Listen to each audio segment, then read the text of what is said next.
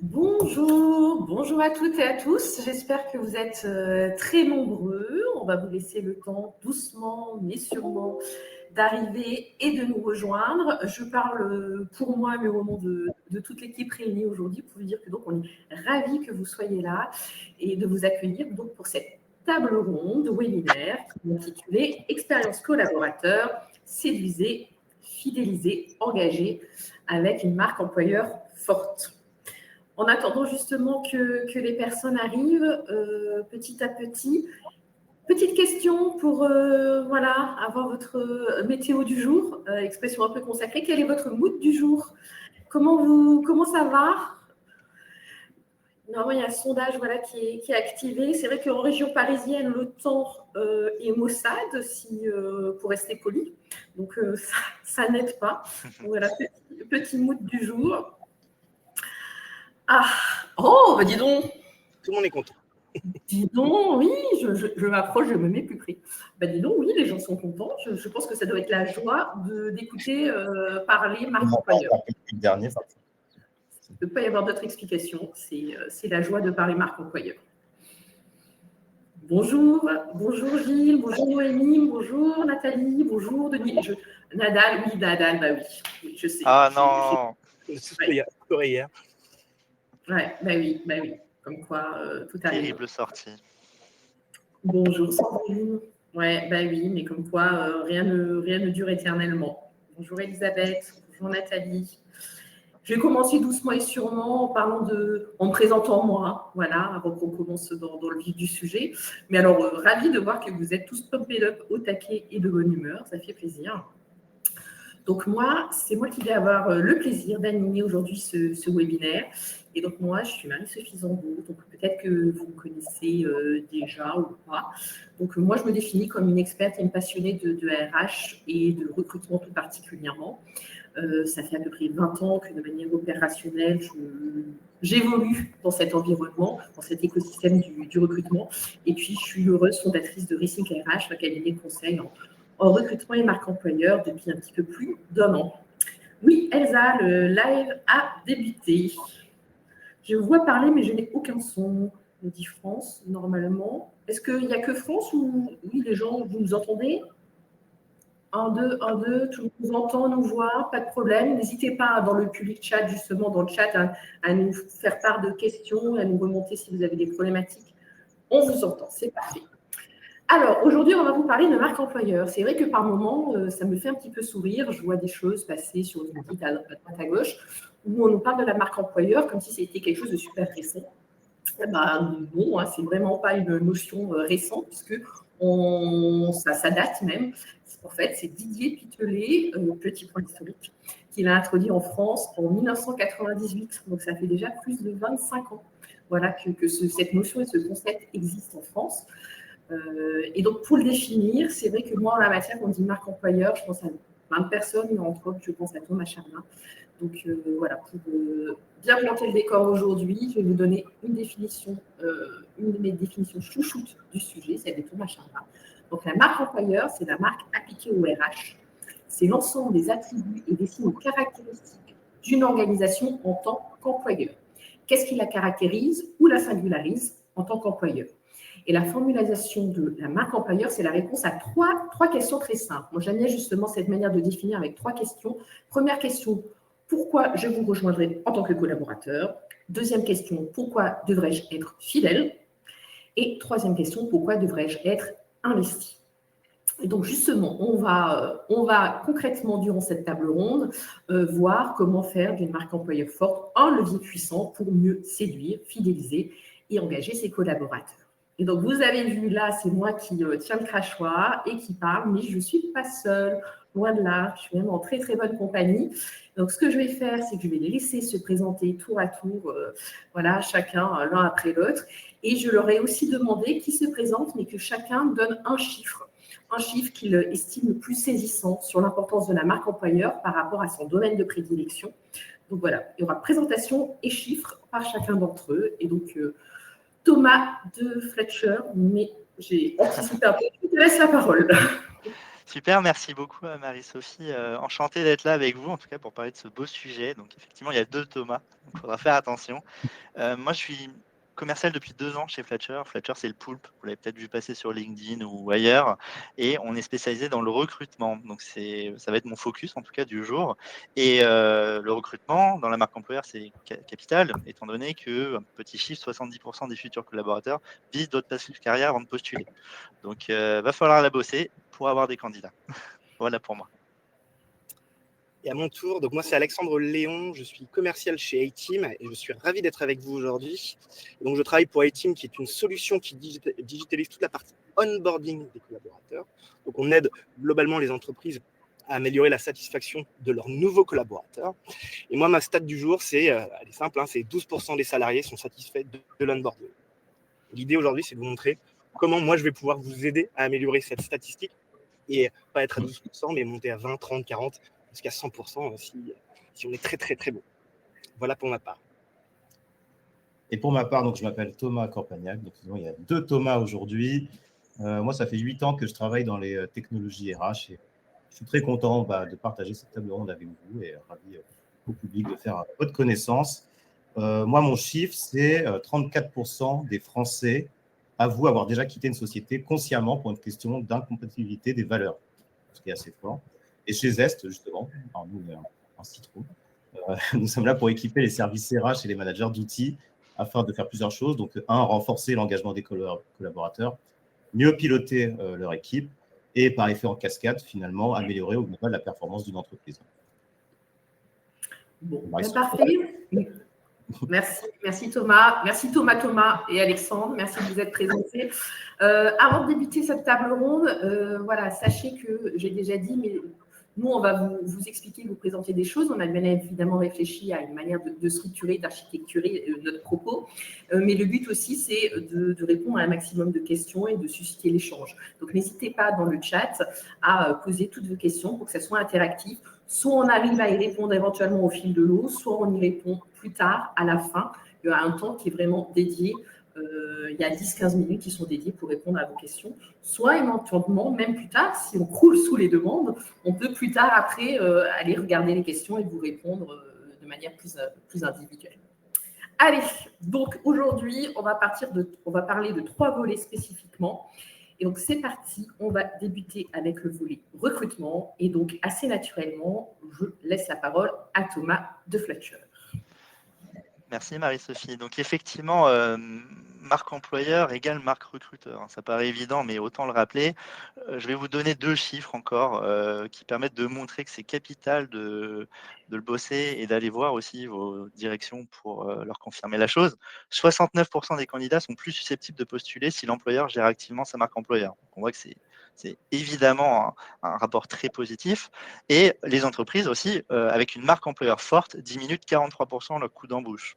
Donc, on va à la fois parler d'argent, on va à la fois parler de personnes et du coup parler de projet. Donc, il faut le travailler, cette marque recruteur. Et en fait, nous, chez Fletcher, on s'est rendu compte que les RH, pour bien travailler leur marque employeur, doivent devenir des ambassadeurs. D'accord, de cette communication.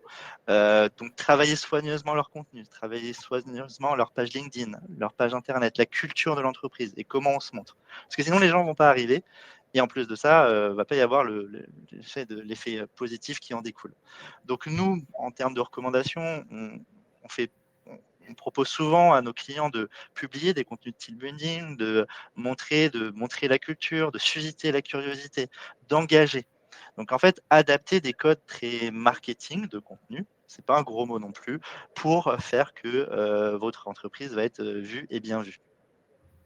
Deuxième point, du coup, par rapport à ça, parce que si vous êtes RH dans le webinaire, vous n'êtes pas marketeur, ce type d'action nécessite de se synchroniser avec d'autres équipes.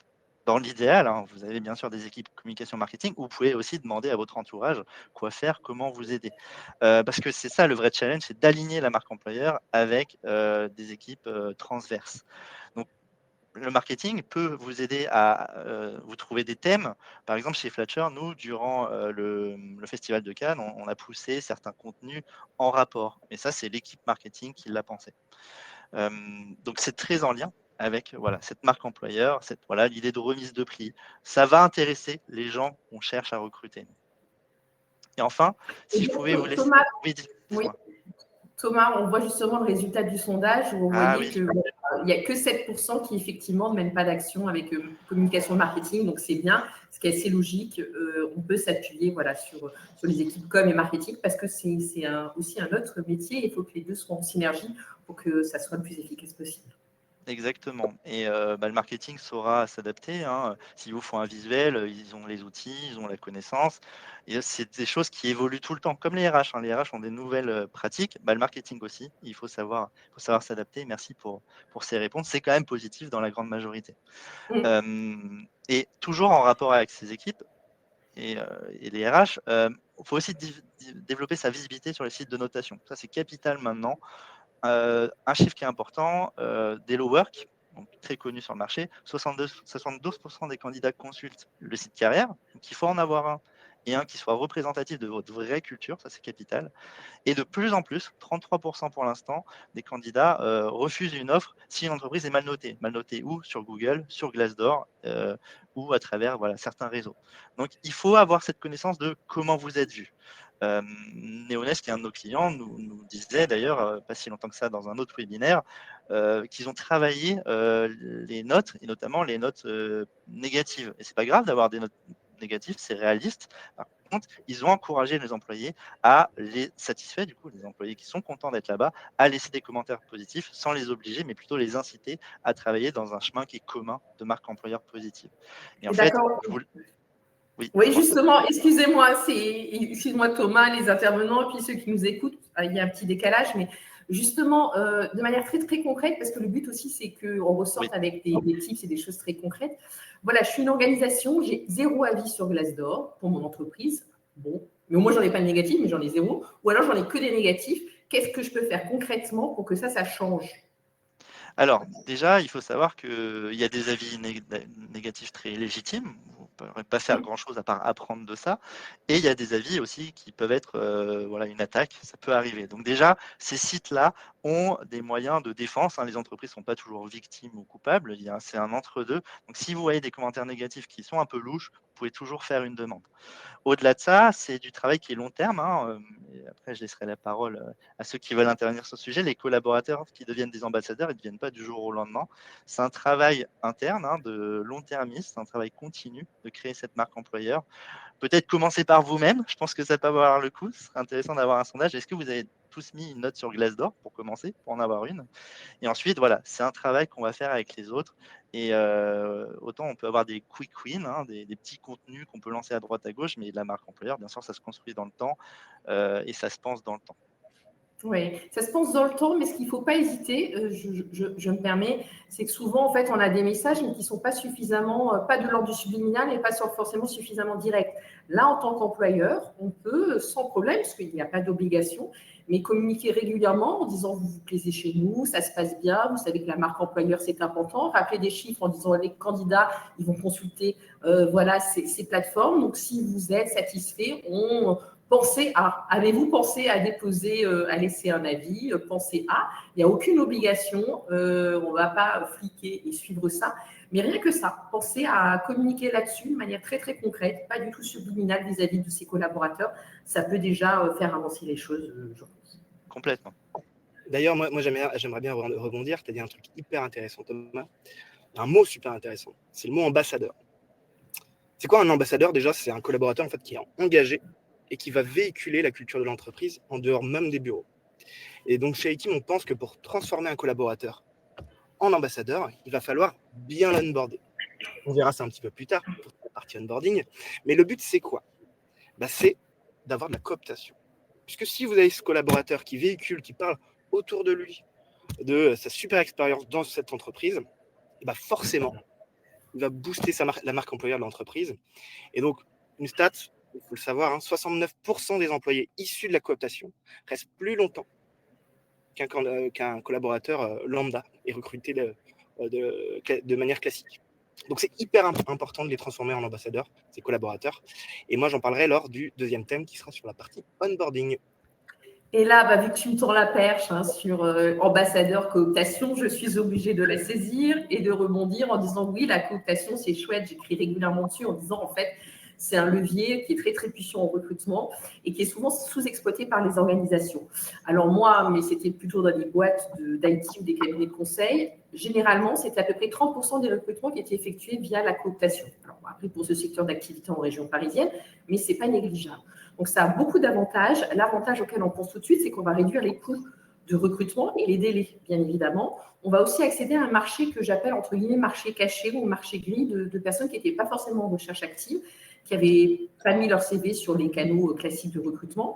On va pouvoir aussi embaucher des profils qu'on juge peut-être plus qualitatifs ou en tout cas davantage alignés avec la culture de l'entreprise et les valeurs, puisqu'en fait, il y a eu une préparation en amont par le propre collaborateur qui a communiqué, qui a véhiculé certaines choses, et il y a le turnover qui est réduit. Donc ça, c'est quelques avantages pour en citer que quelques-uns. Mais attention, là, je remets ma casquette où je vois toujours le verre à moitié plein, mais aussi à moitié vide. Il ne faut pas confondre cooptation avec copinage ou avec entre-soi. Ça, c'est vraiment attention. Ce n'est pas parce qu'on va recruter via la cooptation qu'on doit donner des passe-droits en fait, aux candidats qui sont cooptés, parce que ça va porter atteinte à la qualité même du recrutement, à la performance des personnes recrutées. On doit conserver le même processus de recrutement, évaluer les mêmes critères et s'assurer de la même manière que les personnes vont avoir les compétences pour ne pas faire cooptation égale copinage. Et puis, un autre danger, où là, c'est une question de dosage, même si les personnes ont éventuellement les compétences, c'est qu'il ne faut pas que non plus vous recrutiez plus de 50, 60, 70% de vos candidats via la cooptation, parce que quand on coopte, on a tendance à privilégier des personnes qui ont fait les mêmes études, qui sont passées par les mêmes organisations, qui ont les mêmes hobbies, qui nous ressemblent, le fameux adage qui se ressemble s'assemble, et donc en fait, ça peut vraiment favoriser un entre-soi.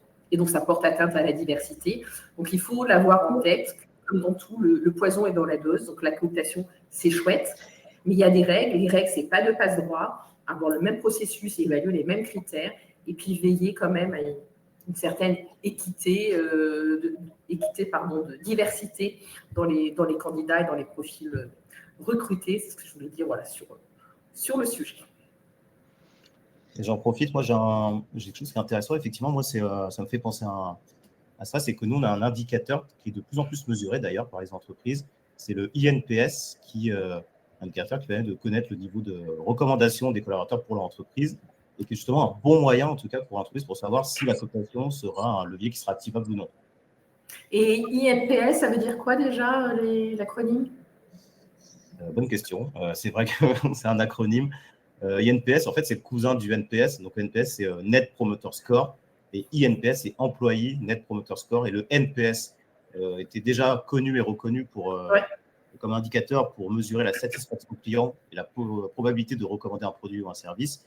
Et donc, son cousin, le INPS, permet de la même chose. En fait, donc c'est un indicateur qui permet de mesurer le niveau d'engagement des collaborateurs. Et le second point, c'est de mesurer la probabilité de recommandation de son entreprise pour son entreprise. Donc, la question, c'est un peu toujours la même chose, c'est est-ce que vous serez prêt à recommander votre entreprise à votre entourage sur une échelle de 10 ?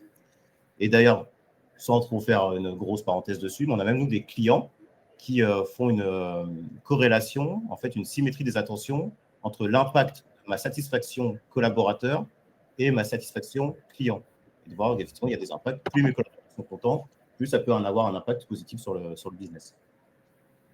Donc, voilà pour le INPS.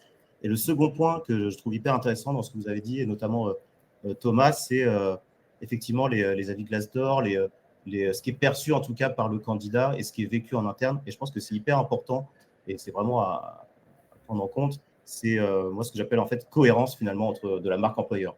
Le but, c'est d'éviter le maximum en fait une dissonance entre ce que vous allez vendre finalement au candidat et ce qui est vécu par vos collaborateurs en interne.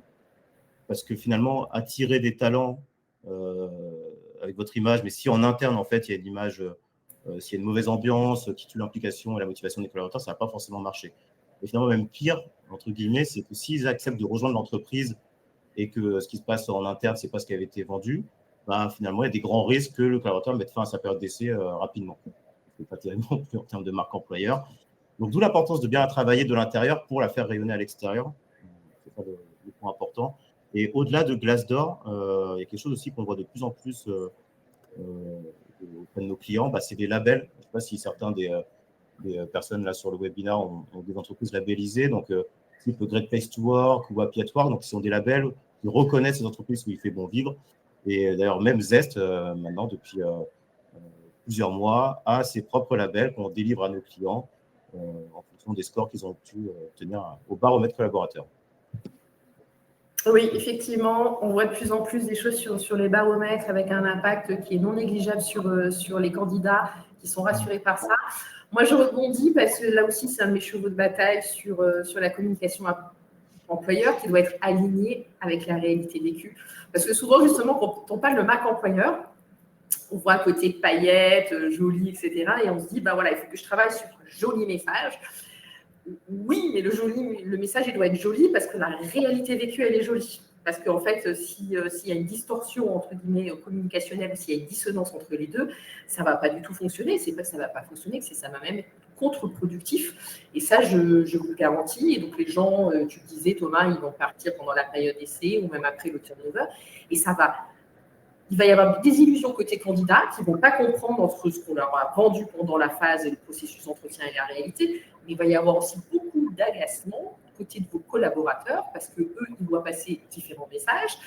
Ils y sont depuis pas mal d'années et puis ils voient bien quand même qu'il y a un delta. Donc, ça les fait rire jaune, ça va les agacer et ils peuvent éventuellement aussi partir.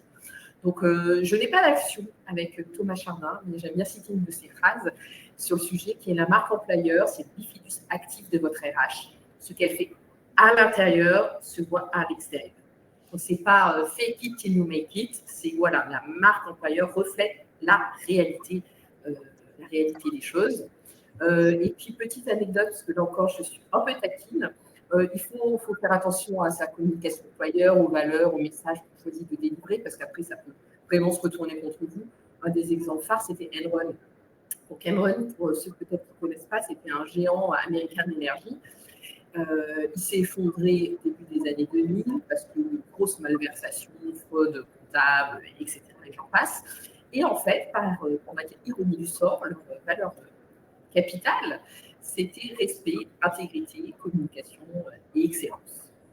Voilà. Donc là, gros décalage, on va dire, donc pas bon du tout. Donc voilà, le temps passe, on pourrait parler longtemps recrutement, mais on va passer au second. Et je vois Thomas de Fletcher qui acquiesce, le recrutement c'est sûr. Mais là, on va passer au second volet du triptyque, et à savoir l'onboarding ou, pour le dire en français, l'intégration. Merci Marie-Sophie. Donc c'est à mon tour. Donc moi j'aimerais bien parler en fait de la marque employeur liée à l'onboarding. Et je vais couper ça en 3 thèmes. Avant de commencer, je vous prends un exemple tout bête.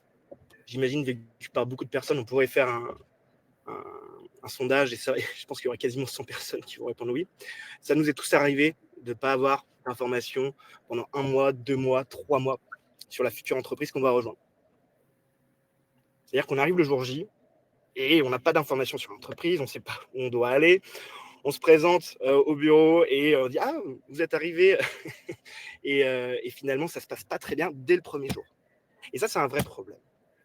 Donc, le premier thème, moi, que j'aimerais bien aborder, c'est la pré-intégration. Qu'est-ce qui se passe avant même le jour J? En fait, pour chaque entreprise, il est crucial d'être présent avant l'arrivée du collaborateur. Pourquoi? Déjà, pour éviter les no-shows, on dit qu'un collab sur 5 ne se présente pas le jour J. Donc, imaginez l'argent perdu à recruter une personne et finalement, le collaborateur ne se pointe pas. Ça, c'est une des grandes problématiques quand on n'a pas de pré-intégration. Deuxième chose, on a besoin de projeter le collaborateur à l'intérieur de l'entreprise. Pourquoi? Pour le mettre en confiance, tout simplement. Avant même son arrivée, ce qui va être sympa, c'est qu'il voit des photos des bureaux, de ses collaborateurs, etc. etc. Et ça va permettre tout simplement de transformer, avant même l'arrivée du collaborateur, ce collaborateur en ambassadeur.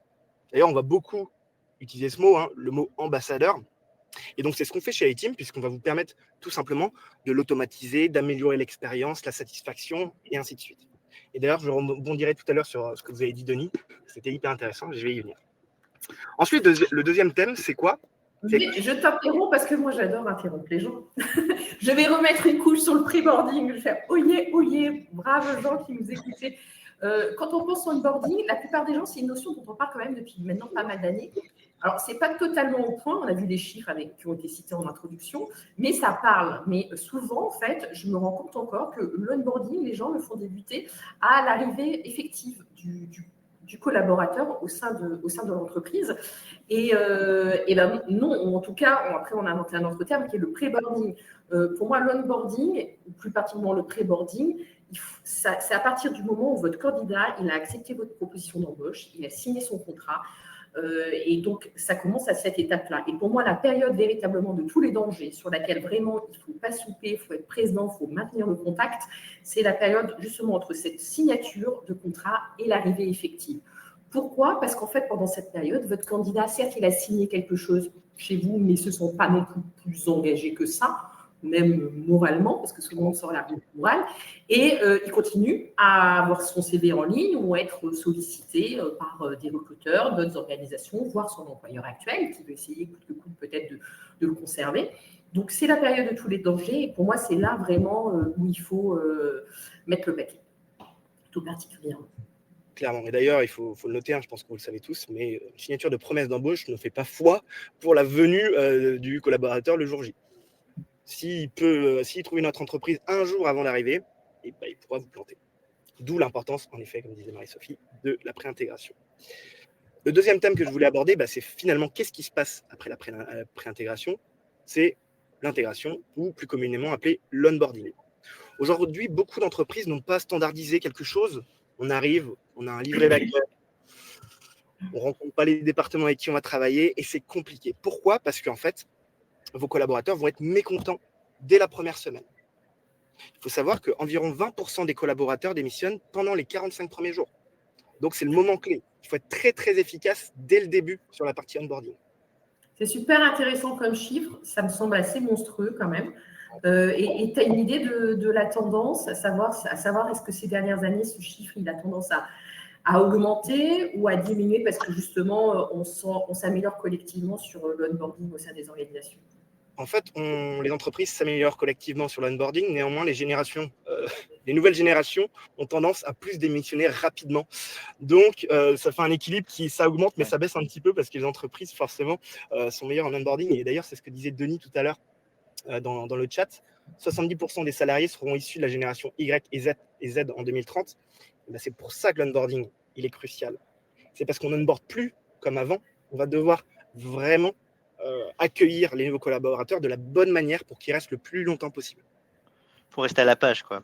Il faut rester à la page. Il faut en permanence innover, créer des nouvelles façons de faire, digitaliser, parce que là, maintenant, les nouvelles générations ont plus l'habitude d'utiliser le portable.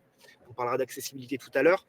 Donc, c'est très, très important d'innover dans sa marque employeur, dans son onboarding, dans son recrutement, etc. etc. Donc, oui, s'il y a bien un message aussi à retenir, entre autres, c'est que, mais bon, je n'ai pas de doute que l'audience le sait, c'est que ce soit les ressources humaines, le recrutement, bon, je prêche pour ma paroisse, etc. On a par moment une image de ça ne bouge pas, etc. Mais moi, c'est faux. Hein. En 20 ans, ça n'a plus rien à voir. Si on faisait exactement comme il y a 20 ans, on ne recruterait quasiment plus, sauf sur un coup de chance. Hein. Donc, il faut vraiment être en veille sur les innovations technologiques, les évolutions du marché et les attentes des candidats. Exactement. Donc, pour reprendre aussi, forcément, si on a un onboarding qui n'est pas qualitatif, on a une perte d'attractivité et une baisse forcément de la marque employeur.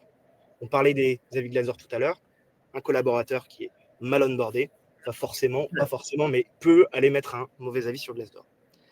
Et le troisième impact, et pas des moindres, c'est l'impact financier. Si on cumule le prix d'un recrutement et le prix d'un onboarding, eh ben on peut compter une perte sèche entre 20 et 100 000 euros selon, bien sûr, le poste.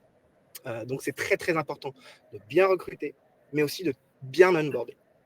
Et donc, comment éviter en fait ces impacts ? Alors, on va dire que j'ai la science infuse et que je vais vraiment vous aider à trouver toutes les solutions. Néanmoins, on va essayer de trouver quelques clés de succès à ça. C'est déjà la première chose, accompagner les collaborateurs. Dans beaucoup d'entreprises, on n'accompagne pas les collaborateurs. Et donc, on va devoir accompagner ces collaborateurs lors des premiers jours avec un parcours d'onboarding qui est clair, précis et pertinent. Puisque l'idée, c'est de le faire monter en compétences avec des formations pertinentes et pas des formations lambda, entre guillemets, où on a tous vu, On a tous fait des formations qui ne sont pas du tout liées à notre métier. On se demande pourquoi je regarde ça à l'heure actuelle. Donc, il va falloir aussi apporter des formations pertinentes pour chaque collaborateur. Et bien sûr, être transparent et donner la bonne information au bon moment aux collaborateurs. Okay. Donc, un parcours d'onboarding qui soit clair, précis, qui soit spécifique, en fait, dédié à un poste, à une fonction précise, en fait. Pas forcément faire le même parcours pour tout le monde, il faut l'adapter. Donc ça, oui, j'entends. Voilà, et je valide la nécessité d'accompagner les collaborateurs de cette manière-là, structurée, pertinente, exhaustive, je dirais spécifique. Mais on est quand même bien d'accord que ça ne peut pas être le seul fait des interlocuteurs RH, cet accompagnement. Sinon, ça ne fonctionnera pas. Et clairement pas. Et d'ailleurs, c'est mon 3e thème, Marie-Sophie. L'onboarding n'est pas qu'un sujet RH. Si on vous dit ça, on vous ment, clairement. Non, c'est une histoire d'entreprise. Il faut que l'entreprise insuffle l'envie de l'onboarding efficient, qualitatif. Là, on choisit tous les objectifs que vous souhaitez. Et donc, ça doit être impulsé par l'entreprise. Ouais. Et la clé de succès, elle n'est pas forcément RH, elle n'est pas forcément liée à l'entreprise, mais elle est liée surtout au manager. Un manager se doit de bien onboarder un collaborateur. Okay, mais pour bien onboarder un collaborateur, il faut former ses managers à l'accompagnement. Et donc, naturellement, si vous formez vos collaborateurs, vos managers à cet accompagnement, à l'onboarding, que vous permettez à chaque collaborateur d'avoir tout simplement un onboarding clair, pertinent et précis, naturellement, vous ferez baisser votre turnover et grimper en flèche votre marque employeur. Et d'ailleurs, moi, j'aimerais bien juste rebondir sur quelque chose aussi. Chez A-Team, on va sortir une étude qui est liée à la période d'essai, voilà, en fin juin. Et on a un échantillon de 500 personnes qui ont répondu à une question claire, c'est qui a déjà rompu sa période d'essai.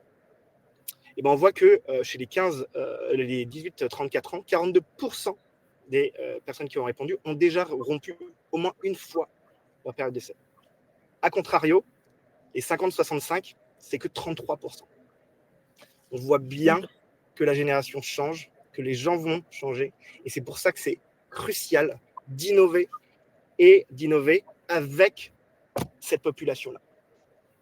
Et quand je dis rompu, on est bien d'accord, c'est de leur propre initiative. C'est pas ils ont subi une fin de période d'essai, c'est ils ont été à l'initiative. Mais la différence, c'est du collaborateur. Ok, très intéressant. Merci. Moi, je trouve qu'il y a quelque chose d'intéressant aussi dans ce que tu dis, c'est quand on parle d'onboarding, c'est quand se finit l'onboarding finalement. Parce que souvent, on va dire, ok, c'est quoi? C'est la fin de la période d'essai. Bon, oui. Alors qu'il est considéré souvent, enfin, ça dépend un peu des métiers, mais qu'une erreur de recrutement, c'est un collaborateur qui va quitter l'entreprise avant les 18 mois. Parce qu'effectivement, si tu prends en compte le temps de le recruter, les salaires pour le recruter, l'onboarding, les formations, et le temps que le collaborateur il soit performant, finalement, il y a quand même un temps, 18 mois pour certains métiers, mais à minima 12 mois. C'est-à-dire qu'avant 12 mois, généralement, s'il quitte l'entreprise, ça n'a pas été productif ou rentable, en tout cas pour une entreprise. D'accord.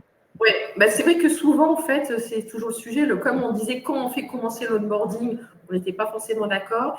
Et quand il finit ou quand il est la fin de période d'essai, traditionnellement, oui, j'entendais sur la fin de la période d'essai, voire un an plus tard, quand on faisait un point un an plus tard pour l'entretien annuel. Donc, vous allez encore plus loin sur ça jusqu'à 18 mois en disant que pour que l'investissement, entre guillemets, financier mais humain, il soit rentable, il faut que la personne reste au moins 18 mois. Okay. Ouais, c'est ça. Et les stats, la globale, je crois qu'il y a une erreur de recrutement, mais Thomas Fletcher sera mieux placé pour le dire, mais je crois que c'est 45 000 € environ. Ouais, les études varient, mais c'est énorme. Ouais, et donc, moi, je suis d'accord avec toi, Alexandre. L'onboarding, c'est une période qui est hyper stressante. Nous, on le voit dans les coûts de collaborateurs. Et on peut observer d'ailleurs des chutes radicales de modification et des départs très soudains, en fait. C'est ça qui est un peu dur, même pour l'entreprise, c'est qu'une personne s'en va, hop, ça claque la porte du jour au lendemain. Donc, pour moi, effectivement, le suivi du manager est aussi primordial. Et c'est une période où, d'ailleurs, je vous invite à multiplier les rituels de management, multiplier la remontée de feedback pour qu'elle soit la plus fréquente possible, pour pouvoir comprendre finalement régulièrement quels sont les points de satisfaction, bien entendu, mais aussi de friction ou d'insatisfaction pour y apporter des réponses dans un délai qui va être beaucoup plus court. Et si ces rituels ils sont digitalisés, ce qu'on peut vous inviter à faire en tout cas avec des outils RH, c'est aussi un excellent moyen pour, en centrale, donc à la direction des ressources humaines par exemple, de consolider de la donnée sur cette période d'onboarding pour en comprendre des axes d'amélioration. Et quand tu évoques la remontée de feedback, moi, tout de suite, feedback, tu penses entre autres à quoi? À un style de rapport d'étonnement. C'est vrai que c'est quand même un classique en ressources humaines, mais qui là encore est insuffisamment exploité à mon goût. Tu avais ça tout particulièrement en tête? Oui, ça peut être le rapport d'étonnement, et s'il est fait, déjà, c'est une très bonne chose, c'est vrai. Après, il faut pouvoir s'en servir pour améliorer les choses, qui restent effectivement dans un placard. Mais nous, on va inviter à plutôt le multiplier, dans le sens, dans les rapports d'étonnement, tu as souvent pas mal de thématiques, mais si tu le fais fin de période d'essai, même au bout de 3 mois, si tu veux de la donnée, par exemple, sur les premières impressions, ou même si tu veux avoir des retours sur le parcours de recrutement, ça va être un peu tard de demander 4 mois plus tard, parce que ce n'est pas très frais en fait, comme données pour le collaborateur. Donc, autant les multiplier sur des données en fait, que tu veux vraiment récupérer. Ouais, et je suis d'accord sur le côté frais où on se rend plus compte, mais que en fait, ce qu'on va pouvoir faire comme remarque et donner comme feedback quand ça fait une semaine, 10 jours, n'a un peu rien à voir quand on s'est déjà habitué au bout de 2, 3, 4 mois de présence au sein d'une organisation. Donc, c'est pour ça que moi, j'ai tendance sur le sujet à proposer une approche en 2 temps. Une première version, en fait, c'est sous la forme d'un journal de bord. On va demander au nouvel arrivant de, sans mettre trop la forme, mais un journal de bord, de noter ses impressions, étonnements, ses surprises, les choses positives, les améliorations, etc. Et après, effectivement, il y a une version plus complète et aboutie qui est là, qui est poussée par l'organisation, idéalement un formulaire en ligne, où là, voilà, on guide un petit peu le collaborateur, il répond à certaines questions qu'on a identifiées, alors que l'autre, c'est un petit peu plus freestyle. Et le mélange des deux permet d'avoir des données qui sont plus fiables pour pouvoir en tirer des enseignements. Mais c'est vrai ce qu'il faut éviter, et donc c'est pour ça que c'est bien d'avoir des outils, c'est pas vous qui allez me dire l'inverse aujourd'hui, c'est que si c'est pas outillé, si c'est une feuille volante, etc., et ben tout ça, l'intention est bonne, mais ça prend la poussière et en fait on n'arrive pas à exploiter les données, à en tirer des enseignements. C'est sûr. Je suis assez d'accord avec toi. C'est vrai que les outils ne remplacent pas l'intelligence RH, c'est sûr. On ne peut pas faire les rituels pour vous, mais c'est vrai que nous, chez Fletcher, voilà, et c'est pour ça qu'A-Team existe, c'est pour ça que Zest existe, c'est qu'on est des spécialistes du sujet. Et transiter entre les outils, c'est pas juste avoir un budget en plus, mais c'est vraiment, on voit que c'est des sujets quand même assez différents, donc il faut avoir ces connexions, cette fluidité entre le recrutement et l'onboarding. Et moi, c'est vrai qu'en vous parlant, moi, j'étais vraiment très étonné et impressionné du fait que le pré-boarding, ce soit la période à la limite la plus dangereuse, et qu'en fait, le recrutement, en fait, c'est pas juste au moment du contrat, mais ça va aller sur l'onboarding et jusqu'à 18 mois. Il faut penser la personne comme encore en flottement pendant très longtemps. Donc, il faut toujours être sur le qui-vive. C'est assez fou au final. Alors, on confond, en fait, on fait souvent des liens entre les relations amoureuses, entre guillemets, le recrutement ou la RH, mais en fait, c'est pareil, c'est une relation, donc rien n'est jamais acquis. Donc, il faut toujours faire attention aux collaborateurs et avoir leur feedback et essayer de voir comment on peut éventuellement s'améliorer. Mais je vois le temps qui passe, donc on va passer maintenant au troisième et au dernier volet du triptyque du jour, à savoir la fidélisation. Exactement. Donc, fidélisation. Donc, en gros, on arrive donc fin de l'onboarding, donc fin de la, on va dire, post 12 mois, 18 mois, fin de la lune de miel. C'est le moment de construire une relation durable avec ses collaborateurs. Alors, souvent, quand on parle de fidélisation, on met beaucoup le taux de turnover derrière. Mais moi, il y a une autre stat, en fait, que je voudrais évoquer aujourd'hui et prendre en compte, c'est plutôt le niveau, le taux d'engagement des salariés pour leur entreprise. Et en France, donc selon une étude de Gallup en 2022, 6% des salariés en France sont réellement engagés dans leur travail, ce qui n'est pas beaucoup. Et d'ailleurs, on a observé un post-Covid des nouvelles modes, d'ailleurs, qui sont apparues. Donc, il y a eu la grande démission, dont on a entendu beaucoup parler, avec beaucoup de départs volontaires des entreprises. Et le quiet quitting, qui est, lui, un autre phénomène qui consiste à continuer à travailler dans son entreprise, mais en faisant vraiment le minimum du minimum demandé. Et d'ailleurs, on a même un quart des Français qui avoueraient faire du présentéisme en entreprise. Donc, ce taux de désengagement, ou de faible engagement, en tout cas, il y a des impacts assez forts pour les entreprises. Premièrement, c'est la baisse de productivité, puisque des salariés qui sont peu engagés vont mettre beaucoup moins d'énergie pour accomplir des tâches dans l'entreprise et vont même éviter, a priori, les tâches complexes. Le deuxième point, c'est l'augmentation de l'absentéisme qui implique des retards dans des projets de l'entreprise et là peut impacter directement la performance d'une boîte. Le troisième point qu'on voit souvent, c'est le turnover qui est de plus en plus élevé et là qui impacte aussi directement les coûts de recrutement et de formation qu'on a déjà évoqués, puisqu'il faudra renouveler plus souvent ses talents, et sans parler de l'ambiance que ça peut laisser pour ceux qui restent. Et in fine, tout ça dégrade forcément l'image de marque et du coup, la marque employeur qui est le sujet du jour. Donc, on se rend compte rapidement que c'est un peu un cercle vicieux où on ne s'en sort pas trop parce que tout est lié finalement. Donc, si j'ai un taux de désengagement élevé, j'ai plus de mal à fidéliser et du coup, j'ai plus de mal à recruter. Alors, les raisons du désengagement, on va dire, oui, mais pourquoi ils sont désengagés, mes collaborateurs? Alors, c'est divers et varié. Souvent, on remonte des choses comme le manque de sens, manque de reconnaissance, problème avec mon manager, une ambiance toxique avec mes collègues, manque de perspective d'évolution. Bon, il n'y a pas de vérité générale, donc sinon, ça serait un peu trop simple d'avoir plusieurs raisons. En tout cas, comment l'améliorer? Donc, c'est là comment faire finalement pour améliorer cette expérience collaborateur. Alors, mon conseil du jour, qui va être peut-être assez banal, mais pourtant efficace, c'est du coup la base des bonnes relations humaines, c'est la communication. Ce que je veux dire par là, c'est comment voulez-vous répondre aux préoccupations de vos collaborateurs si vous ne les connaissez pas, mais encore une fois, comment les connaître si on ne les demande pas. Donc, la base, c'est ça, c'est grâce à des outils RH comme Zest aujourd'hui, c'est de permettre d'interroger facilement l'entièreté de vos collaborateurs, qu'on ait des centaines ou des milliers, que ce soit de manière d'ailleurs publique ou anonyme, sur différentes thématiques en fonction des actualités de l'entreprise. Tu parles... on ne t'entend plus, Marie-Sophie. Je vois étaler. C'est bon. Non.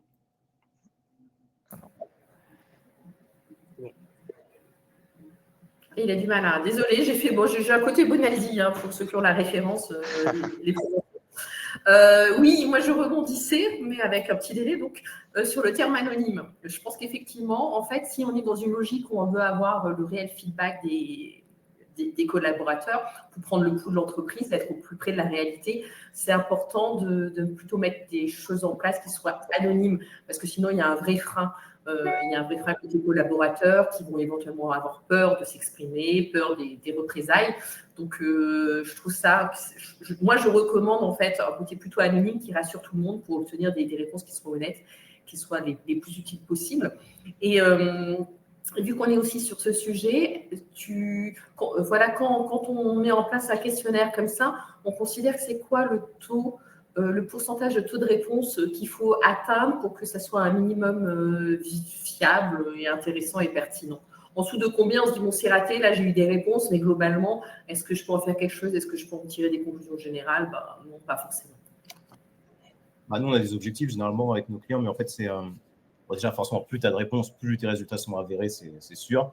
Après, il y a plusieurs variables à prendre en compte, en fait, finalement, c'est la taille de l'entreprise, parce qu'en fonction de la taille de ton échantillon, avoir 60% d'une boîte de 10 000 personnes, c'est quand même plus avéré que si tu en as 200 personnes.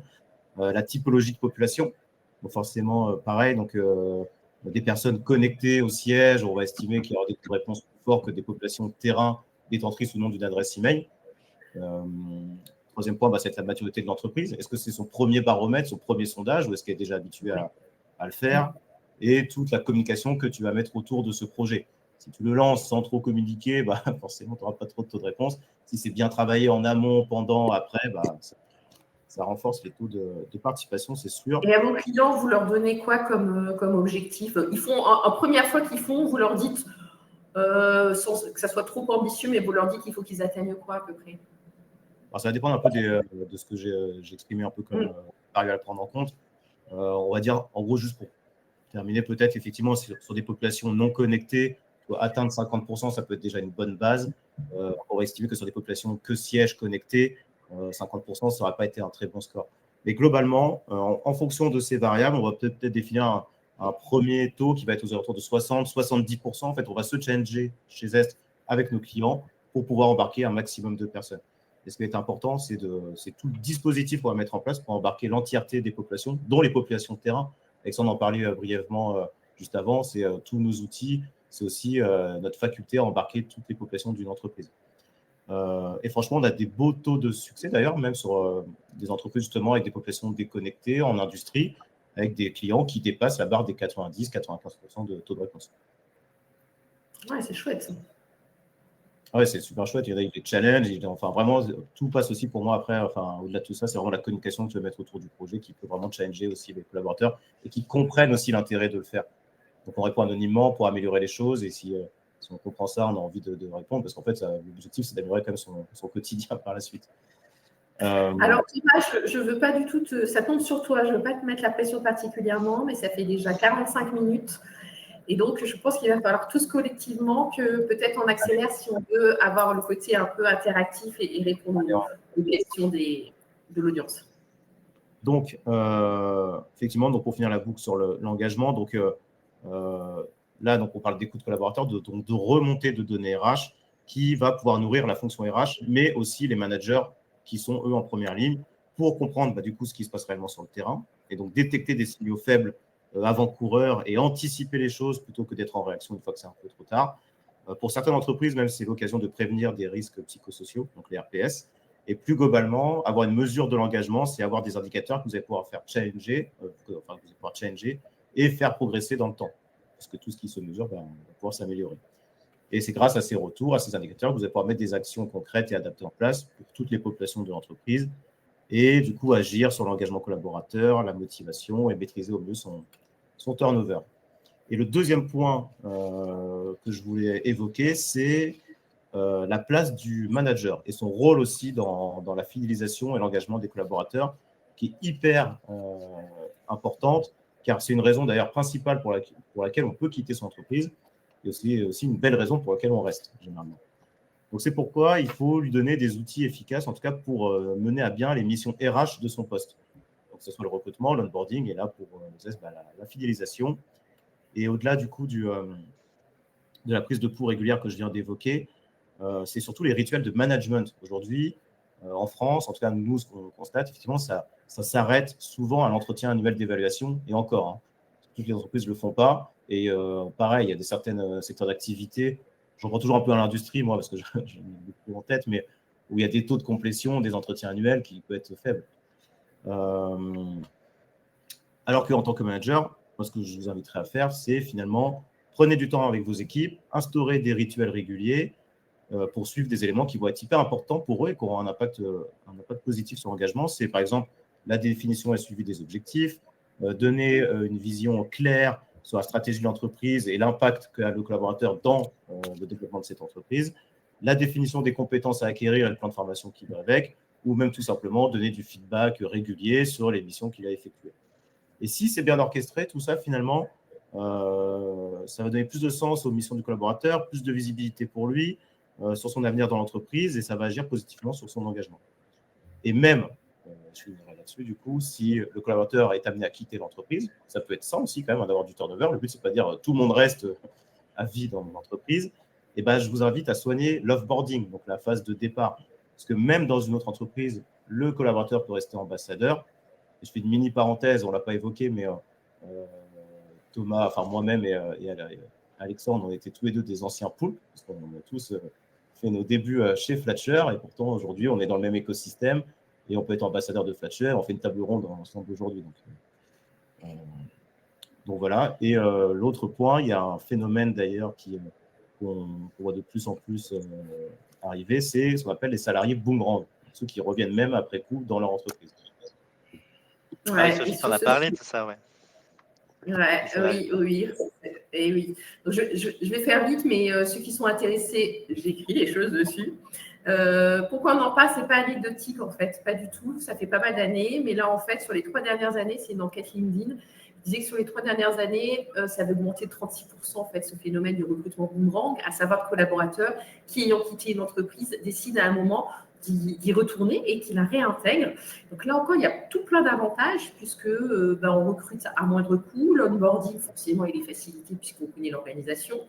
Le salarié boomerang, il a travaillé à l'extérieur, donc il a pu découvrir des nouvelles manières de fonctionner, toucher à des nouveaux logiciels. Donc il a apporté quelque chose en termes de compétences. Et puis le fait même qu'il revienne, s'il était, j'espère, apprécié par les collègues, ça va avoir un impact positif sur les collègues et sur la marque employeur, parce qu'on dit, tiens, l'organisation, elle est prête à réintégrer quelqu'un, c'est plutôt chouette, c'est plutôt cool en termes d'image. Mais bien évidemment, pour en bénéficier, Et d'autant plus qu'il y a une manne, puisque pendant cette période post-Covid, il y a plein de gens qui ont démissionné, peut-être en ne réfléchissant pas suffisamment. Donc aujourd'hui, il y a 60% des personnes qui ont fait cette démarche qui déclarent qu'elles étaient mises dans leur précédent poste. Et donc, qui sont éventuellement prêtes à retourner, entre guillemets, au bercail. Donc, pour en bénéficier de ça, comme l'a dit Thomas, il faut avoir un bon offboarding. Si on s'est séparé en mauvais termes, c'est sûr qu'on ne risque pas de réintégrer quelqu'un, c'est une certitude. Et ce qu'il faut, c'est mettre en place, justement, ou animer un réseau d'anciens collaborateurs, voilà, pour maintenir le contact avec eux, leur faire part des opportunités, des actualités et les intégrer dans le programme de coopération. C'est comme ça qu'on va pouvoir véritablement bénéficier de ce vivier en fait de candidats qui sont les anciens collaborateurs. Et un tips rapide pour le recrutement, et après je te laisse la parole, Alexandre. Pensez à vos alternants, je pense que ça vaut le coup. Ils cherchent un CDI à un moment donné. Et nous, on le fait beaucoup chez Fletcher. Ça vaut le coup. C'est des belles populations qui connaissent le produit, la boîte, même si elle a évolué. Et en plus, vous donnez un premier contrat à quelqu'un, donc c'est plutôt chouette. En tout cas, beau sujet, notamment l'inclusivité des différentes populations au sein de votre entreprise. C'est des choses qui sont assez touchantes. Et moi, je voulais juste finir sur un mot qui me semble hyper important aussi, c'est l'accessibilité. Aujourd'hui, par exemple, si je prêche pour ma paroisse, dans l'onboarding, on va souvent onboarder les populations sièges et on oublie les populations terrain. Il faut donc permettre à chacun d'obtenir un onboarding, une préintégration qualitative, mais avec un multi-device, donc sur un PC, sur un smartphone, etc. etc. J'aime bien dire que en fait, vos employés sont tous sur le même bateau, mais ils n'ont pas les mêmes outils. Et donc, l'accessibilité permet de laisser personne sur le ponton, comme j'aime bien dire, et de permettre à une entreprise vraiment d'onboarder au mieux chaque collaborateur. Je ne me lasse pas de cette expression, j'adore. Donc, on va malheureusement, l'heure tourne, donc je vais conclure pour passer aux questions. Donc voilà, comme j'ai débuté comme ça en disant, voilà, marque employeur, ces derniers temps, par moment, quand on lit des choses, on a l'impression que c'est nouveau. Bon, non, c'est pas une notion nouvelle, pas du tout. Ça a plus de 25 ans. Ça a été introduit en France en 1998, mais ça reste mal connu. Et il faut bien le dire, il faut bien l'avouer que c'est encore victime de nombreux préjugés, comme justement le côté savant du rêve, parce que soi-disant décorrélé de la réalité, où c'est réservé uniquement aux grandes entreprises, où ça s'adresse qu'aux candidats, où c'est pas rentable, où c'est une mode passagère. Donc j'espère que on vous a convaincus tous ensemble que tout ça est faux et que justement la marque employeur, travailler au quotidien sa marque employeur, ça apporte de véritables et de nombreux bénéfices pour les organisations. Et que ça soit à tous les stades de la vie d'un candidat qui est devenu un collaborateur, et donc en passant du recrutement par l'onboarding et jusqu'à la fidélisation des collaborateurs et même éventuellement des collaborateurs qui reviennent avec les recrutements boomerang. Donc voilà, pourquoi se priver des bénéfices d'une marque employeur forte? Bien évidemment, on ne dit pas du tout, ce n'est pas notre message que c'est simple, que c'est easy, que ça se fait d'un claquement de doigts.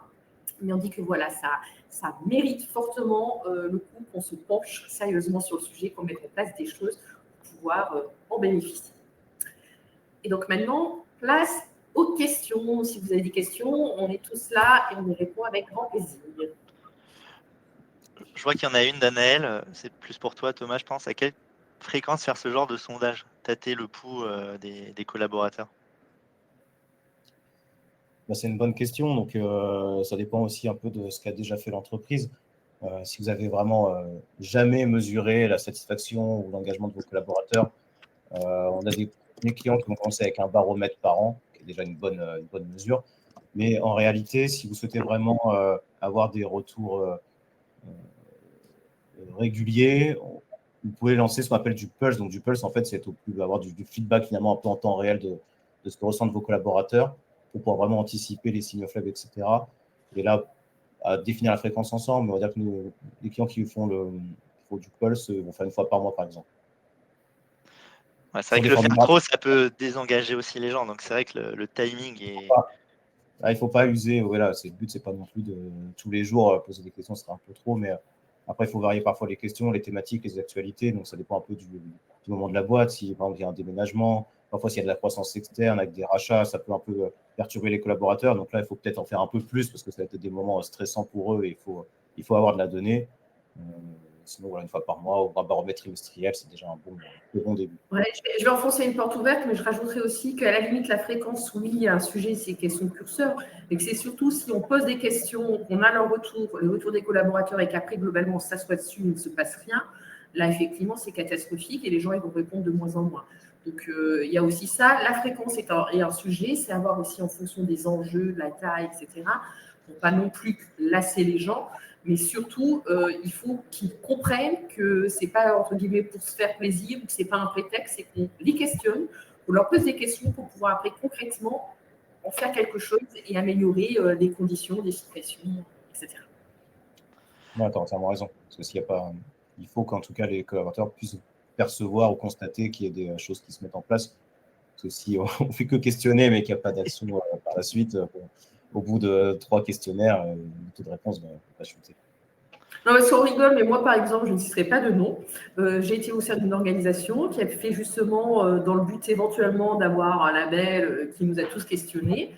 Elle ne l'a pas obtenu, le résultat était mauvais, mais globalement, après, il ne s'est rien passé.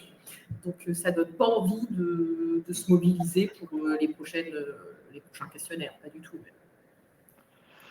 Je vois qu'il y a un comparo de Sandrine qui est très intéressant, qui nous dit est-ce qu'il ne faut pas réfléchir cette stratégie comme un graduate programme, comme dans les grandes entreprises, qui sont des programmes, si je comprends bien, où ce sont des jeunes qui sortent d'études, souvent des hautes études, pour être honnête, qui sont formés, accompagnés, bien managés pour qu'ils aient aussi après des postes de direction assez vite. Donc c'est vrai qu'on je pense que je trouve le comparo intéressant parce que c'est souvent, on met l'accent sur les top profils en fait dans ces programmes-là.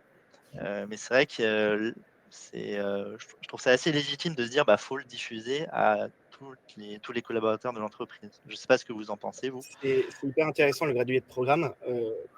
Si on arrive à le mettre en place, en effet, c'est hyper efficace.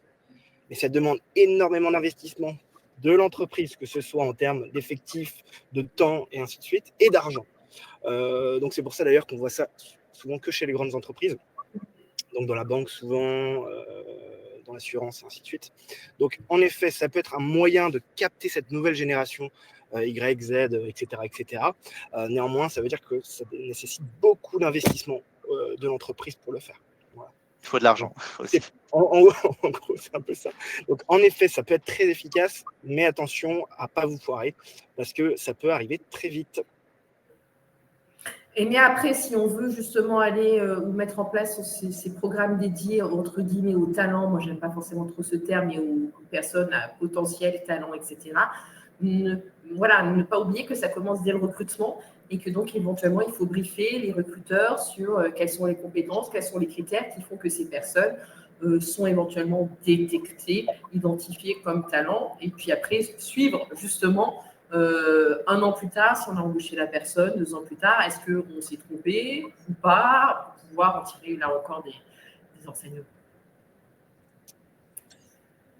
Et je crois que tout le monde a faim. Je crois que tout le monde a faim. Est-ce que quelqu'un a une dernière question qui lui tient tout particulièrement à cœur? Non, je pense que... Il y a une dernière, c'était au milieu du live, c'était plutôt pour toi, Alexandre. C'est quoi le pourcentage à 45 jours des gens qui partent? Est-ce que tu sais le taux Ça avait été d'échec? répondu dans le chat, c'est 20%. C'est 20, c'était Alice. Yes. Donc, c'est énorme. Donc, l'onboarding est très important. Et je finirai avec Kimberley qui nous disait que, avant même de postuler, le futur collaborateur est censé s'informer sur l'entreprise. Oui, pour qu'il réussisse son entretien, il est censé s'informer. Après, c'est le rôle du recruteur et des personnes qui vont rencontrer de lui expliquer au mieux le contexte, les enjeux, le périmètre d'affaires. Pour autant, ça n'empêche pas du tout dans la phase de recrutement, mais surtout d'onboarding, de maintenir le contact et de lui pousser après là, des informations qui sont de plus en plus ciblées, pertinentes et utiles pour que le collaborateur se sente appartenir déjà à l'organisation et puis se projeter au maximum. La projection, c'est au cœur du recrutement et l'onboarding, et c'est le maître mot de toutes les démarches. C'est bon pour vous? Merci à tous. Merci à tous. Tout le monde a faim. On va s'arrêter là pour aujourd'hui.